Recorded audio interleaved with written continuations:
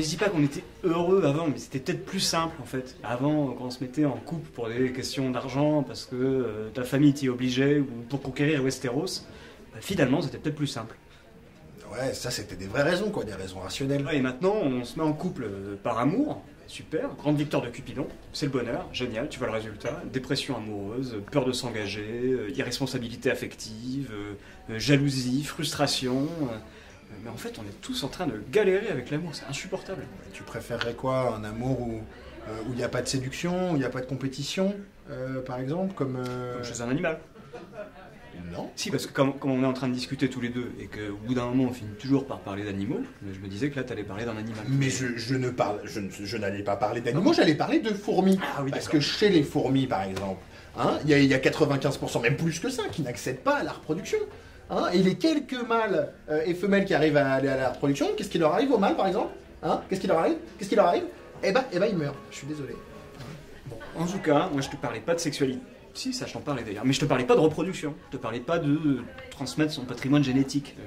Ce que je veux dire, c'est qu'on peut pas d'un côté continuer à porter le mariage pour la vie, le couple monogame comme référentiel amoureux, comme institution, et de l'autre dire aux gens qu'il faut être épanoui, qu'il faut vivre en hédoniste, poursuivre ses désirs, et vivre dans l'égoïsme. Voilà, c'est pas tenable. Il faudrait peut-être faire... Comment il disait l'autre là? Faudrait peut-être faire ça 3 ans juste. C'est l'amour, ça dure 3 ans. Qui c'est qui disait ça là? C'est le philosophe publicitaire? Non, publicitaire. L'amour, ça dure 3 ans. C'est peut-être ça en fait. Salut Denis, alors je suis pas publicitaire, je suis philosophe. Alors parfait. Ouais, si je peux me permettre, c'est un peu n'importe quoi. Ce qui dure 3 ans, c'est pas l'amour, c'est la passion, et on n'a pas attendu Frédéric Belvédé pour le savoir. 3 ans, c'est la durée d'action du filtre d'amour que, selon la légende, ont bu Tristan et Iseux. Et il faut bien reconnaître que la passion, ça a des côtés agréables, mais ça rend aussi un peu neuneux, donc c'est peut-être pas plus mal si ça ne dure que 3 ans. Pour Tristan et Isolde, ça se finit mal en tout cas. Ouais, il a raison, en fait, la passion, c'est un peu la phase gaga, texto, smiley et tout ça, les petits noms et machin. Là. C'est un peu la phase, voilà, t'es en manque de ça après, c'est un petit peu ça. Bon, et heureusement qu'on a des émotions à ce moment-là quand même, parce que l'amour sans émotion... Comme chez les acariens? Non, tu vois, mais peut-être, mais non, j'allais parler des bonellis. Je sais pas si tu vois, c'est une espèce de ver marin, on dirait un organe qui aurait pris son indépendance, c'est un truc un peu dégueulasse. Et le mâle est 1000 fois plus petit que la femelle. Et du coup, pour se reproduire, il est obligé d'aller dans son tube digestif. Tu vois, imagine, de se faire manger par la femelle. Là, t'es quand même dans un truc, tu vois, c'est pas facile, quoi. C'est pas la passion easy. Hein. C'est quand même un don de soi. Ouais, t'es quand même dans le don de soi, là. Ah, là, j'ai entendu don de soi, c'est pas mal, on progresse. Le fond du problème, c'est que nous parlons français et que le français est une langue très pauvre pour exprimer les sentiments amoureux. J'ai un verbe, le même, pour dire j'aime mon épouse et j'aime les frites. Avec ça, on ne peut pas exprimer une grande palette de sentiments. Alors heureusement, il y a des langues plus riches. Le grec ancien, par exemple, où il y a 3 mots pour désigner la relation amoureuse: Eros, Philia et Agapé. Eros, ça va? Vous voyez ce que c'est, les garçons? Le sexe. C'est bon, c'est pas la peine que je vous fasse un dessin. Philia, alors Philia, ça va peut-être vous surprendre davantage, c'est l'amitié. C'est pas un mot qu'on utilise à l'accoutumée dans la relation amoureuse. Alors à la fin, quand on dit on reste amis. Non, Montaigne parlait d'amitié maritale pour désigner la relation qu'il a avec son épouse, mais dans l'amitié, il faut comprendre complicité, bienveillance, indulgence, compréhension simultanée et réciproque, et tout ça c'est beau, et ça peut bien sûr nourrir l'amour. Non, mais est-ce que ça peut remplacer Eros, donc? Quand Eros n'est plus là, on se replie sur... Alors, j'aimerais bien que ça se passe pas comme ça. Ça peut venir compléter Eros, l'enrichir et lui apporter quelque chose de supplémentaire. Mais ça ne s'installe pas tout de suite, il faut prendre un peu de temps. Il y avait un troisième Oui, mot aussi. alors Agapé, c'est le don de soi, c'est...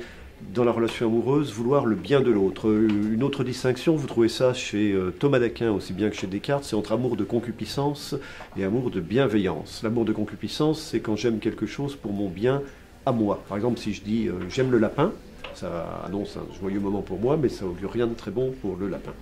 L'amour de bienveillance, c'est aimer quelqu'un ou quelque chose d'autre pour son bien à lui, pour essayer de le rendre heureux, de l'aider à accomplir son être.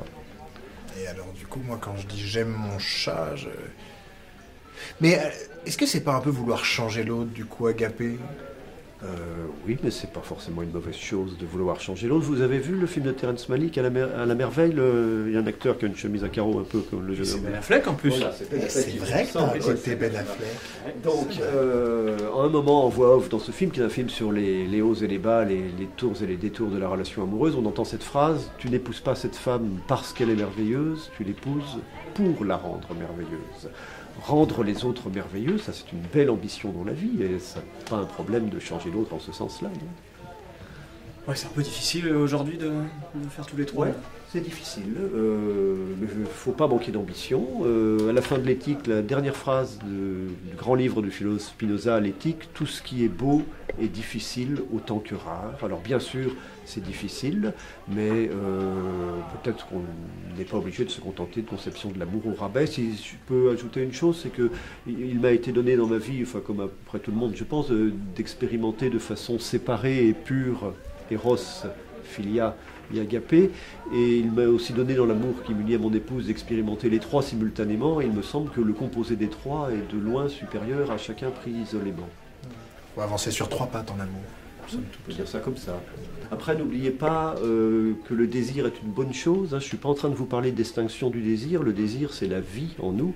Et si l'amour peut être quelque chose de beau, c'est justement le lieu, parce que c'est le lieu où le désir se déploie. Mais désirer, ça ne veut surtout pas dire être complètement satisfait. Être complètement satisfait ou ne plus désirer, c'est être mort. Le désir, c'est une bonne chose. Vous connaissez les Rolling Stones? Ça me dit un truc. Rolling Stone. Allez-y.